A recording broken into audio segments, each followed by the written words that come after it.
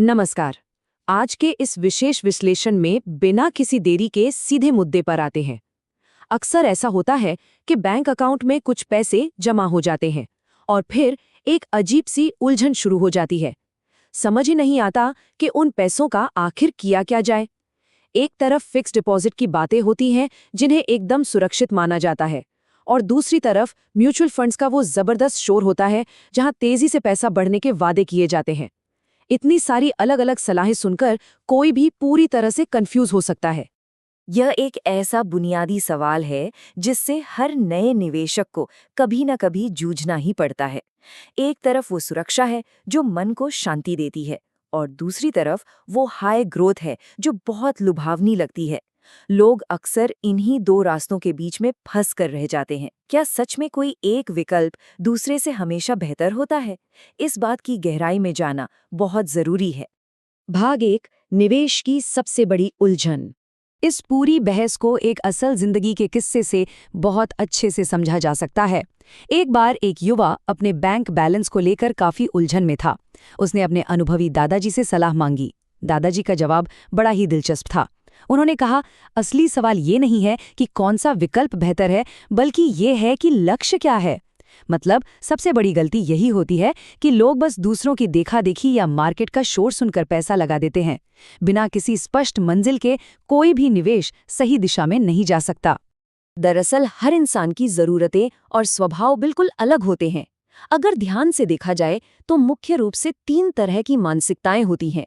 कुछ लोग बस ये चाहते हैं कि उनका पैसा पूरी तरह सेफ रहे, चाहे कुछ भी हो जाए। दूसरे वो हैं जो थोड़ी रिस्क लेने को तैयार रहते हैं ताकि उनका पैसा तेजी से बढ़े। और तीसरे वो लोग होते हैं जो इन दोनों के बीच का एक परफेक्ट बैलेंस चाहते हैं। जब एक बार ये स्पष्ट हो जाए कि कोई व्यक्ति किस कैटेगरी में आता है, तो सही रास्ता चुनना बहुत आसान हो जाता है। भाग 2, फिक्स्ड डिपॉजिट यानी एफडी को समझना। अब अगर निवेश के सबसे पुराने और भरोसेमंद तरीके की बात करें तो वो है फिक्स्ड डिपॉजिट। इसका सीधा साफ फंडा है। एक तय समय के लिए अपना पैसा बैंक में रख दिया जाए। इसके बदले में बैंक उस पर एक फिक्स रिटर्न देता है। शेयर मार्केट चाहे आसमान छुए या पाताल में जाए, वो रिटर्न टस से मस नहीं होता। और सच कहें तो यही वो चीज है जो एफडी को सुरक्षा और स्थिरता का सबसे बड़ा प्रतीक बनाती है। लेकिन यहीं पर दादाजी ने उस युवा को एक बहुत गहरी और अक्सर छिप जाने वाली सच्चाई बताई। 100% सुरक्षा की एक कीमत होती है। एफडी सुरक्षित तो बहुत है, लेकिन इसमें जो रिटर्न मिलता है वो महंगाई यानी इन्फ्लेशन को मुश्किल से ही मात दे पाता है। इसका मतलब ये हुआ कि पैसा तिजोरी में सुरक्षित तो है, लेकिन असल मायनों में उस पैसे की ताकत बहुत तेजी से नहीं बढ़ रही है। वेल्थ बनाने की सोच रखने वालों के लिए ये एक ऐसी छिपी हुई कीमत है जिसे समझना बेहद जरूरी है। भाग 3, म्यूचुअल फंड्स की दुनिया। एफडी की कहानी के बाद अब सिक्के के दूसरे पहलू पर नजर डालते हैं। आजकल हर कोई म्यूचुअल फंड्स के पीछे क्यों भाग रहा है? देखिए, म्यूचुअल फंड में पैसा किसी बैंक की तिजोरी में बंद नहीं रहता। इसे सीधा बाजार में बड़ी बड़ी कंपनियों के शेयरों में लगाया जाता है। और क्योंकि ये मार्केट से सीधे तौर पर जुड़ा है, तो जाहिर है कि रिटर्न भी ऊपर नीचे होता रहेगा। मतलब फिक्स्ड डिपॉजिट वाली वो गारंटी यहाँ बिल्कुल नहीं होती। पर यहाँ एक कैच है।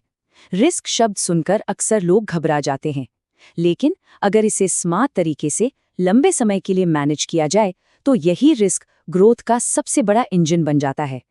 सच तो ये है कि पारंपरिक सुरक्षित विकल्पों के मुकाबले लंबे समय में म्यूचुअल फंड्स कहीं ज्यादा बड़ी वेल्थ क्रिएट करने की क्षमता रखते हैं।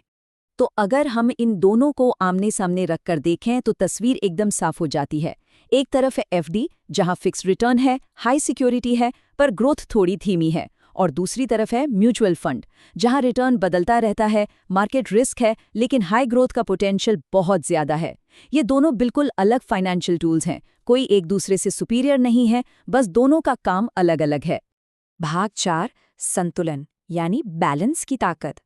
इस विश्लेषण के सबसे अहम मोड़ पर दादाजी ने पर्सनल फाइनेंस का एक ऐसा सबक दिया जो किसी की भी फाइनेंशियल जर्नी को पलट सकता है।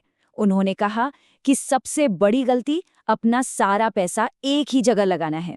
हम अक्सर क्या करते हैं, या तो डर के मारे सारा पैसा तिजोरी में बंद कर देते हैं, या फिर लालच में आकर सब कुछ रिस्की जगह पर लगा देते हैं। सारा पैसा एक ही टोकरी में रखना निवेश की दुनिया का सबसे बड़ा ब्लंडर है। और यहीं पर काम आता है एसेट एलोकेशन का सिद्धांत। मान लीजिए एक पोर्टफोलियो को इस तरह बांटा जाए। 40% सुरक्षित पैसा एफडी में रख दिया जाए जिससे मन की शांति बनी रहे, और बाकी का 60% ग्रोथ वाला पैसा म्यूचुअल फंड में लगा दिया जाए। ये बस एक उदाहरण है, लेकिन यह साफ तौर पर दिखाता है कि सुरक्षा और ग्रोथ का एक बेहतरीन मिश्रण कैसे तैयार किया जा सकता है। तो कुल मिला के बात यह है कि असली वित्तीय समझदारी सिर्फ हर जगह से सबसे ज्यादा रिटर्न निचोड़ने की कोशिश करने में नहीं है, बल्कि ये पैसों को एक रणनीति के तहत मैनेज करने के बारे में है। जो ये सीख गया कि अपने लक्ष्यों के हिसाब से कब, कहाँ और कितना पैसा लगाना है, फाइनेंशियली गेम वही जीतता है। भाग 5, अनुशासन और धैर्य। लेकिन सिर्फ एक अच्छी रणनीति बना लेना ही सब कुछ नहीं होता। आखिर में बात इंसान के बर्ताव पर आ जाती है। जल्दबाजी का जाल बहुत खतरनाक होता है। कई बार लोग जल्दी नतीजों के चक्कर में कम रिटर्न वाली जगह पर ही पूरी जिंदगी फंसे रह जाते हैं, या फिर मार्केट थोड़ा सा गिरते ही इतना घबरा जाते हैं कि अपना सारा पैसा निकाल लेते हैं। बिल्कुल उसी वक्त मैदान छोड़ देते हैं जब उनका निवेश फल देने वाला होता है। अगर एक मजबूत वित्तीय भविष्य बनाना है तो उसका सीधा सा रास्ता इन 3 कदमों से होकर जाता है। पहला, अपने लक्ष्य को एकदम क्लियरली समझना। दूसरा, अपने निवेश में एक सही बैलेंस बनाना।